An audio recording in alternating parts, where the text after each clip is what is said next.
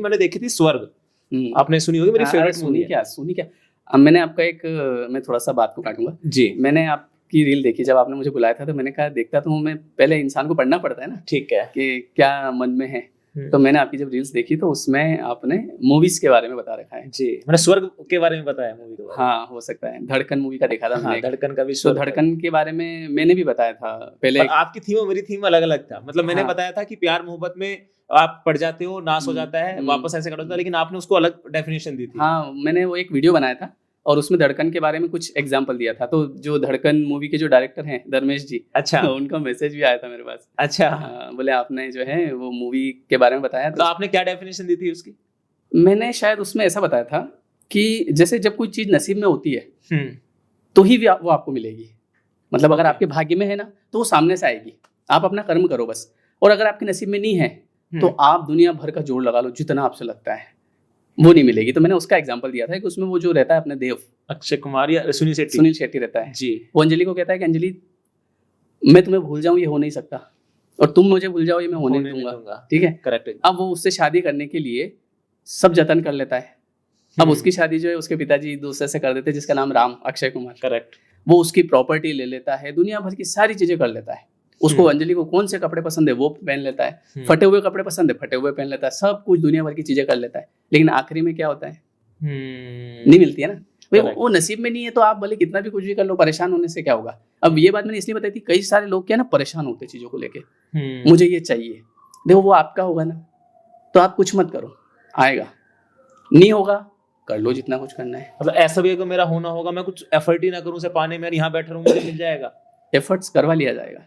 अच्छा, एफर्ट्स भी अगर करूंगा तो वो भी करवा लिया जाएगा। देखो आप इसको समझो, क्या होता है जैसे कि आपने पहले कोई कर्म किया जी, ठीक है, जिसका फल आपको मिलना है।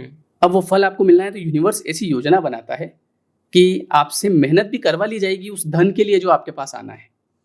क्या कितना टेक्निकली चले गए सर, मैं तो टेक्निकल मतलब अब वापस से समझाता हूँ कि जैसे मैं मेरा बताता हूँ, मेरे पास मान लो पैसा आना था, ठीक है, तो मेरे पास में मतलब सामने से काम आने लग गए, सामने से। जबकि मैं जब पहले दौड़ रहा हूँ काम के लिए, कोई काम नहीं दे रहा है। मुझे आज भी याद है कि एक स्कूल में जब मैं शुरुआती दौर में था तो मैं मतलब किराए से रह रहा था शहर में, गांव से शहर आया था। तो मैंने सोचा कि यार मैं अपना खर्चा खुद ही निकाल लेता हूँ, घर वालों से क्यों मांगू, क्योंकि घर में भी जैसे पिताजी दुकान चलाते थे तो इतना ज़्यादा वहाँ पे भी वो नहीं था। तो मैंने सोचा कि अब वहाँ से नहीं मांगते हैं, वो लगता है ना कहीं ना कहीं लड़के को। करेक्ट। मैंने कहा यार मैं खुद ही करता हूँ। तो एक स्कूल में गया मैं पढ़ाने के लिए वहाँ पे, तो बोले सर अभी तो यहाँ पे स्पेस नहीं है, अभी वैकेंसी नहीं है। मैंने कहा सर आप तो रख लो, बोले मेरे को महीने के 500 रुपये दे देना, मैं आपके 2-3 लेक्चर पढ़ा दूंगा। बोले अभी वैकेंसी है ही नहीं। एक और स्कूल में गया, वहाँ मना कर दिया, है ना। और भी जगह में 2-4 जगह गया, मैं घर आके बैठ गया। अब सामने से एक लड़के का फ़ोन आता है ना, जो मेरे ही गाँव का था, वो वहीं पढ़ रहा था। बोले भैया आप यहाँ पे मैं एक कोचिंग क्लास में पढ़ता हूँ, तो यहाँ पे आप इंग्लिश पढ़ा देंगे क्या? यहाँ पे इंग्लिश पढ़ाने वाला कोई नहीं है। तो मैंने कहा ठीक है आता हूँ। मैं वहाँ गया और वहाँ पे 4 लड़के थे बस। ओके, ठीक है। तो सर से बात करी तो उन्होंने कहा कि इनसे 500 रुपये लेंगे एक बच्चे से, ठीक है, 300 आपको दूंगा, 200 मेरे रखूंगा। मैंने कहा ठीक है, मेरे को तो 200 भी दे दो चलेगा, मेरे को पैसे चाहिए, अभी किराया निकल जाए। तो सामने से फ़ोन आया और उसके बाद में जो चीज़ें हुई सब सामने से। करेक्ट, एकदम सामने से। मतलब आपको कहीं जाना नहीं पड़ा किसी के पास। अब बात आती है मेहनत की। लोग कहते हैं कि मेहनत करोगे तो मिलेगा, तो मेहनत भी आपसे करवा ली जाएगी। और ये मेहनत भी आपसे कब करवाई जाएगी, जब आपके कर्म वैसे होंगे।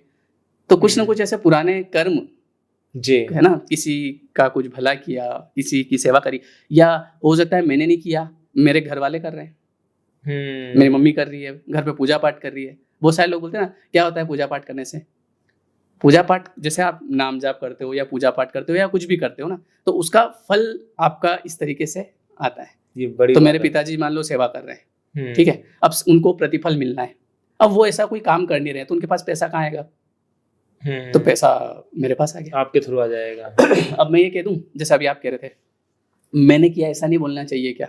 मैं तो पहले कर रहा था, मैं तो एक जगह गया, मैंने कहा भैया 500 दे दो, जिसमें मना कर दिया। तो ये जो पैसा आपके पास आ रहा है, ये आपके जो घर वाले हैं उन सब के नसीब का मिलके ईश्वर ने आपको चुना, ये लो भैया।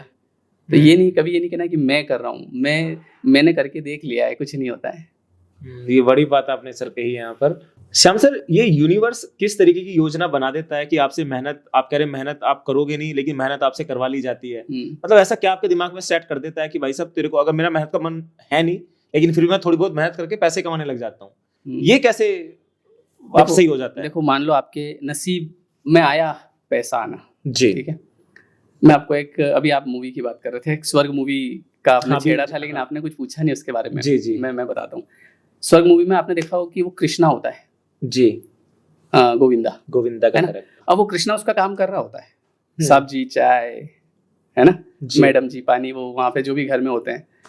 अब देखो, अब उसका नसीब चमका, उसके सितारे चमके, ठीक है, मतलब उसके सितारे चमकने हैं। अब उसका टाइम आ गया जी, उसके पास आना है पैसा। अब चूंकि वहां तो उसको सैलरी मिलती होगी 5,000 2,000, जितनी भी साहब जी के वहाँ खाना खा लेता होगा, 2-5 हजार रुपये दे देते होंगे साहब जी।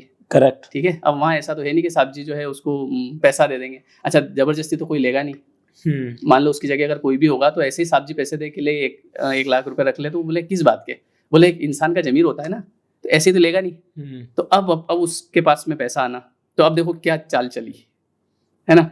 उसने घर में चोरी होती है, चोरी का इल्जाम उसके ऊपर लगता है, कृष्णा के ऊपर। सही बात है। फिर अब वो साहब जी आते हैं और वो बोलता है कि साहब जी देखो ये मेरे ऊपर चोरी का इल्जाम लगा रहे हैं। साहब जी भी कहते हैं, तो साहब जी उसके जेब में हाथ डालते हैं, बाकी के रुपए कहाँ है कृष्णा। तो कृष्णा बोलता है क्या कहा साहब जी आपने, बाकी के रुपए कहाँ है कृष्णा। अब जबकि साहब जी को पता है कि ये चोरनी है। सही बात है ना। तो उसके बाद में वो जो है निकल जाता है घर से बाहर। अब घर से बाहर निकलता है तो वो किसी से मिलता है, उसको मिलवाया जाता है, वहां उसको पहुंचना था, पहुंचा दिया, जाओ भैया। उसके बाद में वो कहीं पे उसको काम मिलता है, वहाँ शूटिंग कर रहा होता है और अचानक से वो हंस देता है।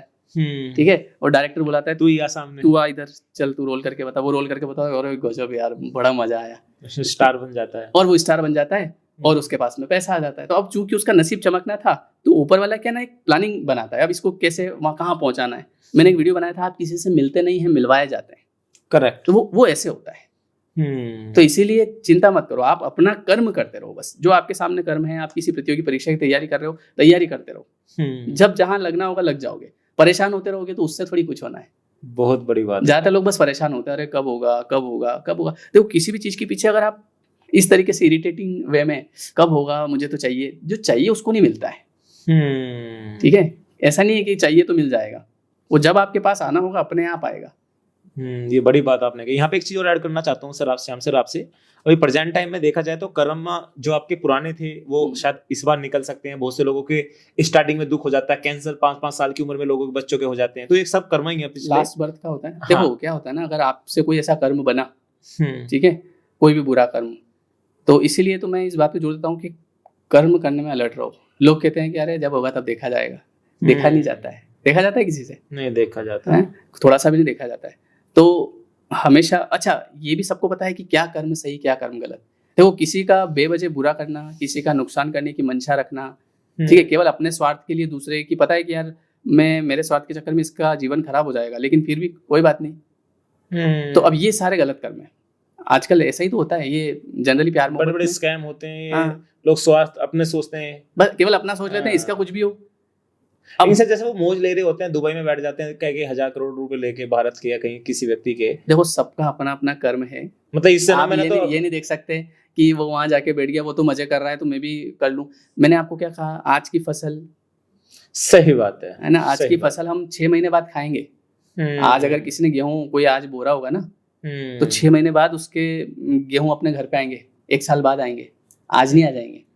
अब हम तो आज का देख रहे हैं, देखो आज तो ये ऐसे बोल रहा है, इसके तो अच्छा बुरा कुछ नहीं हो रहा है, मैं तो नहीं करता विश्वास। किसी के विश्वास करने नहीं करने से क्या होगा, जो चल रहा है वो तो चलेगा, जो नियम है वो नियम है ना।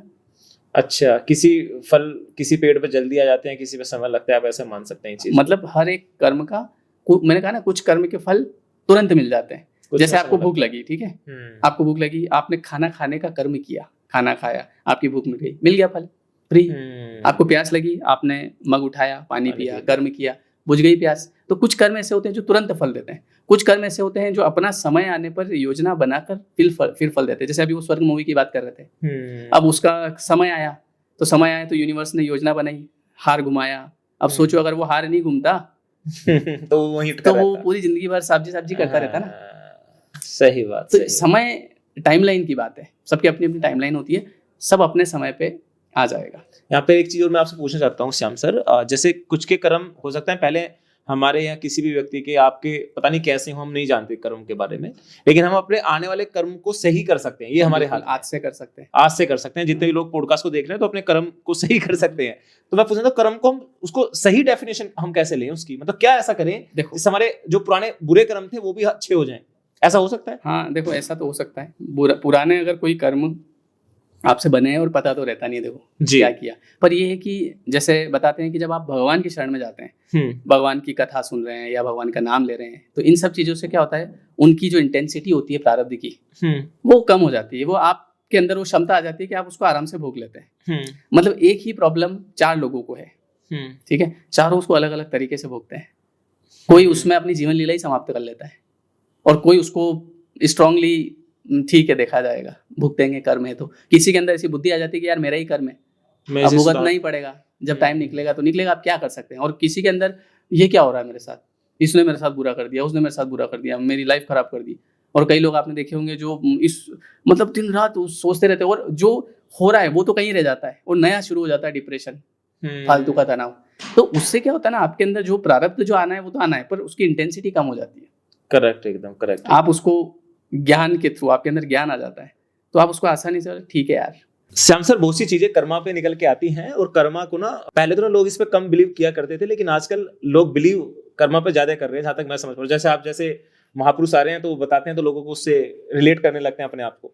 और कभी कभी ना हमारे साथ ऐसा होता है कि हम किसी व्यक्ति को, जैसे आपने बड़ी प्यारी बात बताई कि यार मैं इसके साथ गलत कर रहा हूँ, मुझे पता है, लेकिन मैं फिर भी करता हूँ क्योंकि मेरा लोभ है, इससे मुझे पैसा आ जाएगा, स्वार्थ आप उसको लेकर चल जाते हैं और मैं कर जाता हूँ। लेकिन वो लगातार जिंदगी चलती रहती है, उसको पता नहीं होता कि व्यक्ति मेरे साथ गलत कर रहा है और हमारे बुढ़ापा होकर निकल भी जाता है, लेकिन मैंने उसके साथ बुरा किया होता है। तो इसका मतलब उसके साथ मैं अगले जन्म में भी उसका वो एहसान जो मैंने उसके साथ किया है वो शायद उतारूं, ऐसा होता है।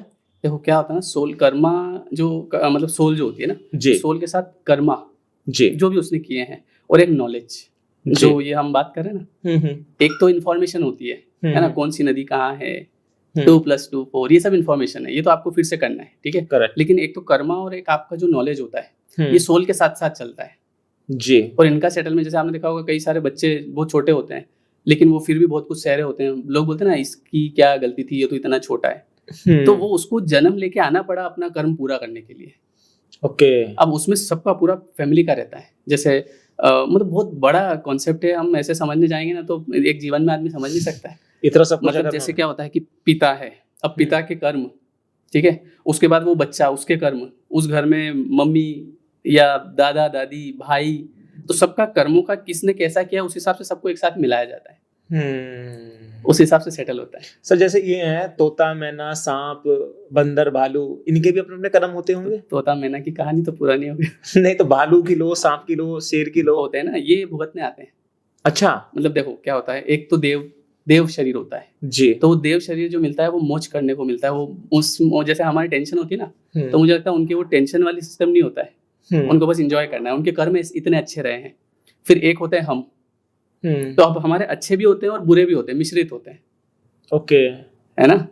हम जो मनुष्य है ना, तो हमारे मिश्रित कर्म होते हैं, तो हम कभी कभी आपने देखा कभी बहुत खुश रहते हैं, कभी कोई तनाव आ जाता है। तो अच्छे कर्म के फलस्वरूप अच्छी चीजें आती है, बुरे के फलस्वरूप बुरे आती है। यहाँ पे और एक सेकंड थोड़ा सा रुकूंगा। और जो जानवर आपने पूछा ना, तो ये केवल भोगने आते हैं।